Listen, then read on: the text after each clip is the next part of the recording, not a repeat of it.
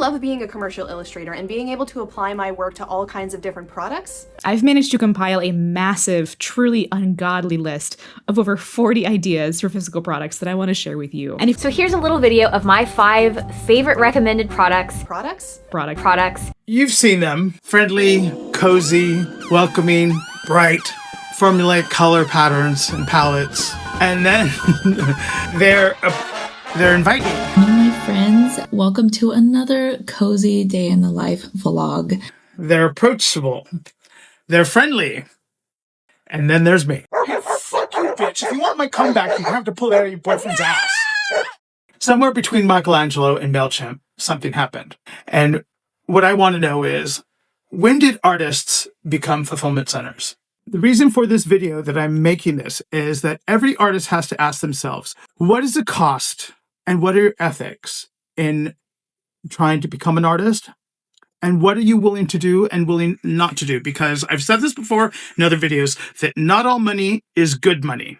And that your art may be up for sale, but your ethics and your belief systems are where it comes into play of what you're willing to do and what you're willing not to do.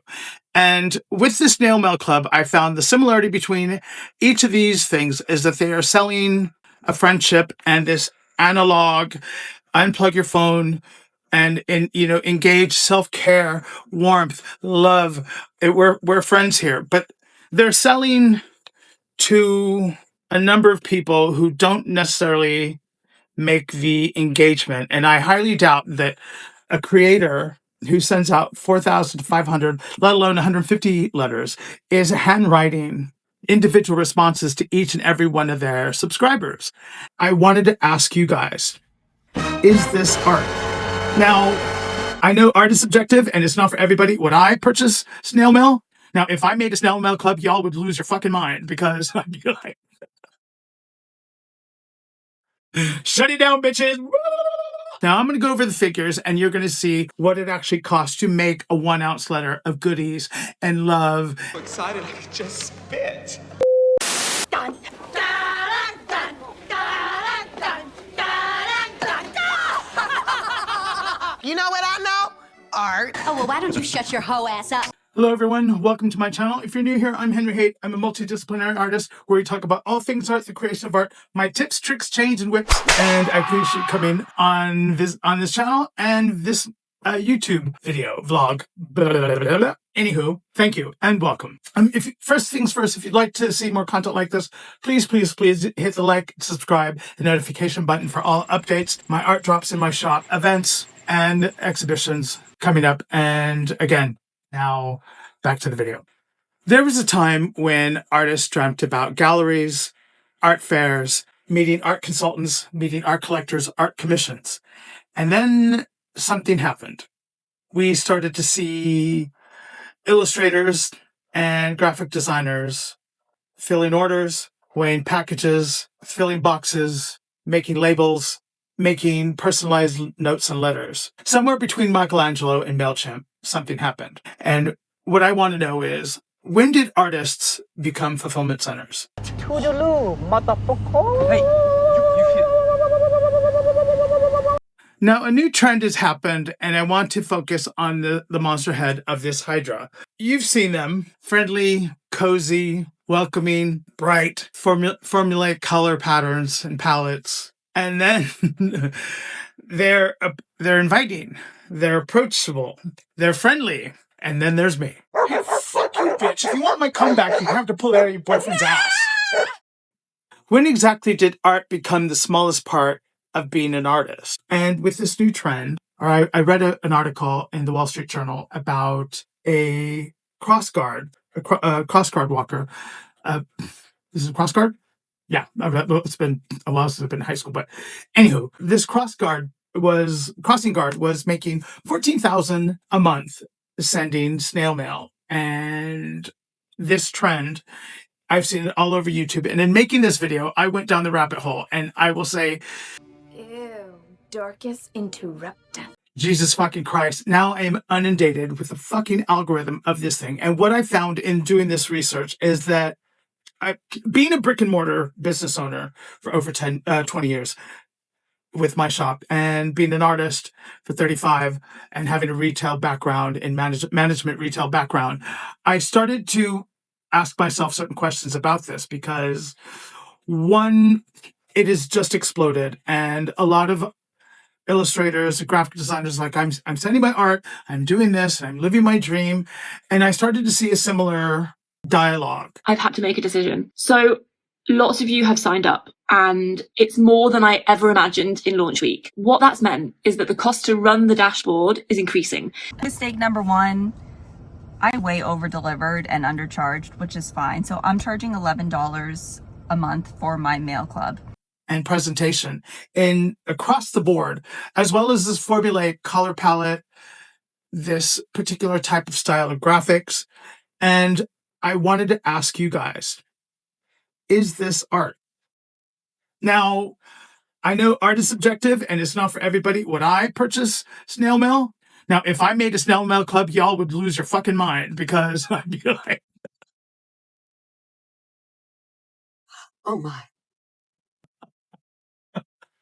shut it down, bitches. Toodaloo, motherfucker. Hey, you should.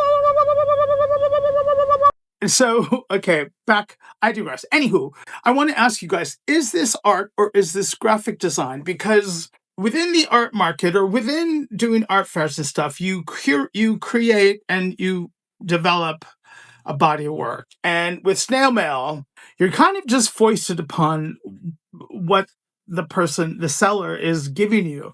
And essentially, unlike, certain ephemera like a greeting card, where a lot of artists have licensed out their work to greeting card companies for a small fee or a royalty, or they do a licensing fee where a flat out fee and per a year, whatever, but the licensing agreement for that time frame. I've done that. Now I've not used my own virtual name because one, Henry Haight is different than Henry Martinez Jr. and the work that Henry Martinez Jr. does to my graphic design work is different than Henry Haight Fine Art. There's a massive distinction. And the reason for this video that I'm making this is that every artist has to ask themselves, what is the cost and what are your ethics in trying to become an artist? And what are you willing to do and willing not to do? Because I've said this before in other videos, that not all money is good money. And that your art may be up for sale, but your ethics and your belief systems are where it comes into play of what you're willing to do and what you're willing not to do. And with the Snail Mail Club, I found the similarity between each of these things is that they are selling a friendship and this analog, unplug your phone, and engage, self-care, warmth, love. We're friends here. It's filled with lots of little goodies, but ours is kind of rooted in whimsical, childlike, get back to that childlike wonder that we all used to have. And that's what Snail Mail is. It is kind of this permission you give yourself to slow down, to get off your phone, and to touch something real. They're selling to a number of people who don't necessarily make the engagement. And I highly doubt that a creator who sends out 4,500, let alone 150 letters, is handwriting individual responses to each and every one of their subscribers. And therefore, the parasocial dynamic shifts because the friendship is one-sided, it's transactional, and a dopamine fix for the price of $9 to $15. When in actuality, there is an 800% markup in this. Now I'm going to go over the figures and you're going to see what it actually costs to make a 1 ounce letter of goodies and love and surprise. Now I know I'm coming across as some bitter bitch, and I've been bitter at 4:00 in Las Vegas with a watered down G&T or a vodka soda and I'm at the nickel slots. Yes, but I am jaded. I am 58. And, I've been at this game a long time. And the one thing I do not ever want to do is as a tattoo artist and as an artist is finagle someone's money. There are certain companies I've been offered money for, and yet I will not do it because my ethics don't align with their political beliefs or the company itself. And I can't make the correlation between that. Now, in the past, I have had to ask myself, would all artists have to ask themselves, is your art and your ethics up for grabs and sale? And this is what this video is about, because at the end of the day, these people are sending out 4,000 to 5,000 letters a month. And then they're saying, and in this Wall Street Journal article, the woman says, who does this cloud report, that it's 20% creative and 80% labor intensive. And then I started to find similarities between all these people going, oh my God, it's the third day and blah, blah, blah, blah. But then I started to think of the tactics that evangelical priests use, televangelists use to guilt donations to viewers. Kind of sick. I will still work as if I was working normal. This is the first slow productive day I've had in a really long time. But the previous 2 days, I was so sick. I literally couldn't do anything. I was literally unconscious. Because I have so many letters that I'm sending out, which again, I am so incredibly grateful for. And it's the same premise with influencers. And yet the idea that this is an analog detached from your phone is an absolute bullshit, because one, they keep creating content on YouTube and on Instagram and other socials to entice the person to keep them updated on their phone. The opposite of unplugging. So I beg to ask the question, and I know a lot of people going, oh, you're just bitter and stuff. But look, if Gucci and all these luxury companies are under attack and being critiqued for so long for virtually hiking extortionate amount of money for luxury goods, when in fact, a Birkin probably costs roughly about $500 to $900, and a snail mail letter will probably cost, with postage, $1.70. So in retail, you triple that by 3.5. But then you hear these scripts of people going, oh, I'm so tired. I'm doing this for you guys. And virtually the power dynamic shifts, because the subscriber sits there and goes, I'm helping this person fulfill their dream. And I'm a total believer in random acts of kindness. I do it in my everyday life. Well, not every day, but I try to do a few random acts during the week. I try not to yell at anybody. I flip off anybody. But I try, I give money to people. I'm not going to give money to a drunk who's asking for, $1 or stuff. But randomly, I try to do things for not the greater good, but to the law of averages across the board. What I found is that this isn't that. In my opinion. Am I wrong? What do you think? But what I've found is that the Snail Mail Club is catered to an algorithm format. Need to start a snail mail club. 2 hours later. The next day. I have some. Many months later. You can read it, okay? Do you wish for... Oh my gosh, my fat ass stomach. The color palettes, the graphics, because it hits a dopamine. A lot of kawaii and anime and cute artwork is pushed in the algorithm because it heightens engagement within the social media platform and keeps that going. My type of art, and a lot of other artists going, well, I fucking put my abstract painting and it's not getting any likes. But yet an anime, a cat hugging a cactus in a cute little pink beige, holographic sticker, people are like, wow. And here's the conundrum with artists, is that one is conceived or perceived as art, and the other has to virtually sell this one particular piece of work. And they can have an emotional trigger on both ends, but one has permanence. The other is disposable. And I want to ask you guys, is your art and your art ethics and how you create your work, your environmental footprint, your carbon footprint, all that up for sale? And I noticed that there is a lot of waste in the creation of these snail mail clubs.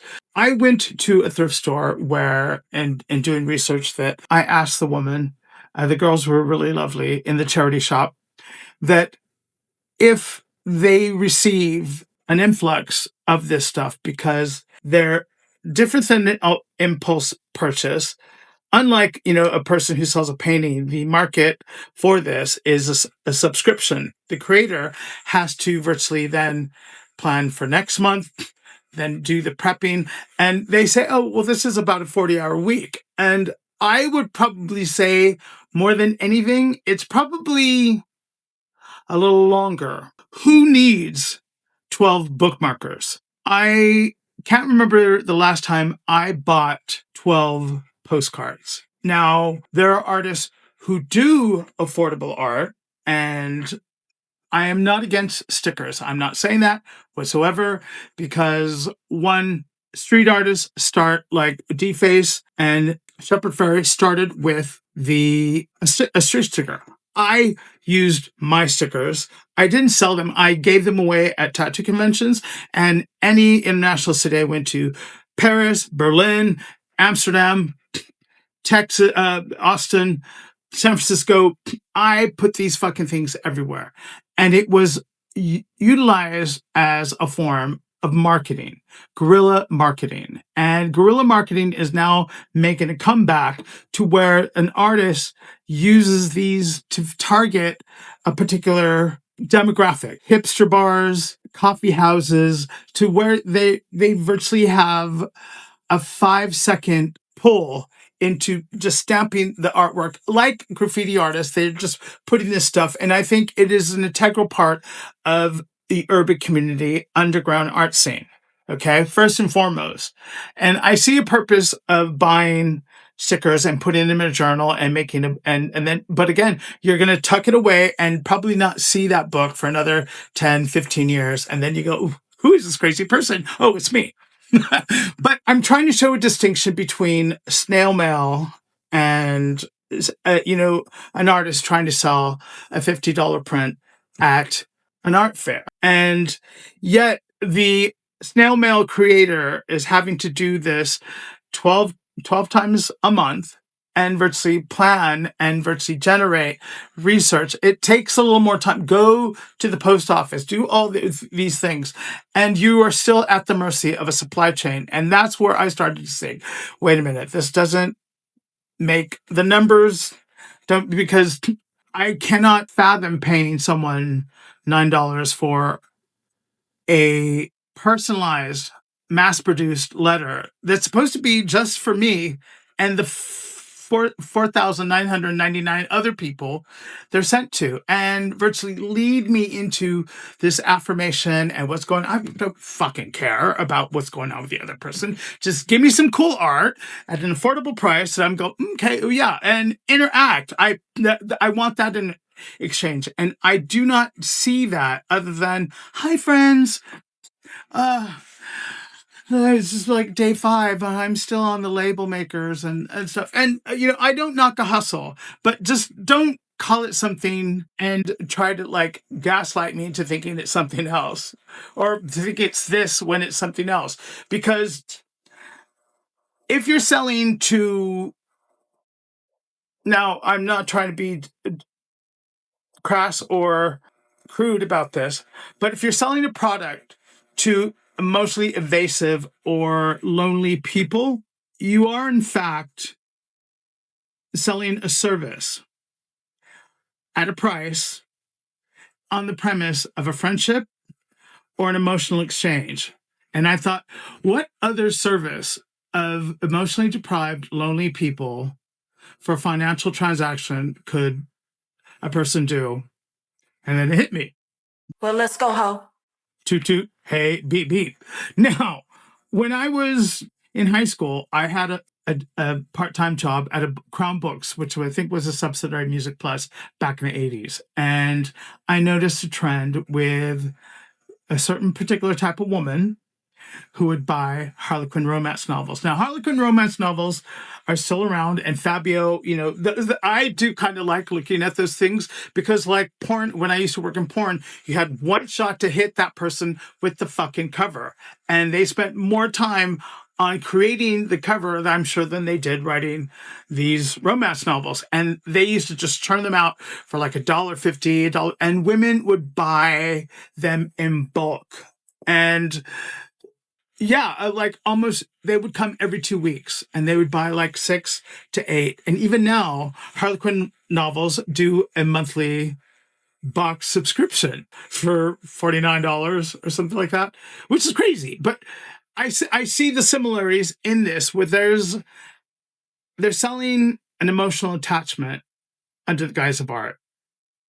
And I believe it's graphic design. Now, I don't knock the hustle, but I do start to think of the environmental implications of having to cut these things. And I'm thinking as a business owner and a viewer, an artist who's observing, is like, okay, I don't see, or how do I see that these people are just wasting and the recycling? So the environmental impact of, say, someone cricket cutting and the write-off of the excess plastic and the paper that for the most part would probably end up in the landfill, and you're doing this 300, 400, 1,200 to 6,000 letters a month annually, and then having to make the content to keep the person engaged is a hamster wheel, unlike an artist who does 14, 15 paintings and may make 3 prints out of those works annually. And when I've done prints, they can sell within a year. And some, I just change the color palette. And like my bestseller is the Diva Las Vegas. And I still generate, certain people have asked me to make a custom-sized one to match the interior of their home, which I do for a small fee and virtually and a higher rate. But that is a one-off, a unique one. And I promise them I won't do that particular color again. And I think that as an artist, there are artists who do kawaii, cute, and cozy, and virtually build off of one image. For instance, Emily the Strange. And a friend gave me an Emily the Strange sticker, and I put it on my suitcase, which I loved. And on a trip to Singapore, the fucking thing fell apart, and I was furious because that suitcase with all these punk rock stickers served a utility. And, you know, it was urban, it was city, it was, you know, I could identify that suitcase out of thousands in an airport, and, you know, and it's gone.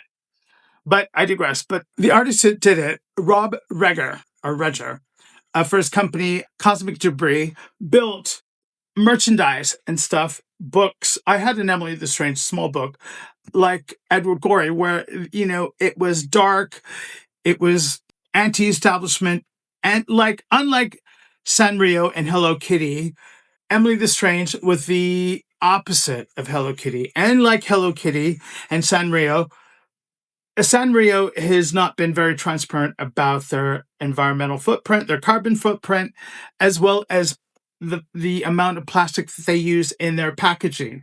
And again, back to focusing on one item, when I remember seeing the Hello Kitty, it was a coin purse, and my cousin Raquel had it. And then it just, within the mid-70s, it exploded, and every girl at school had a Hello Kitty something. And it was just like, who is this fucking bitch, Hello Kitty? I don't know no kitty. And I'm a dog person, so I'm never going to buy a Hello Kitty anything. But therefore, you know, this individual that owned Sanrio focused on one primary and virtually exploded it. Snail Mail is just churning out certain things and virtually just continually on the treadmill of churning out a product after product after product, keeping the subscriber enticed, engaged, guilt-ridden. I hate saying that, but that's just the way I see it because of the dialogue that they use in these videos. So I'm going to run some figures and you're going to see what it costs to run a snail mail.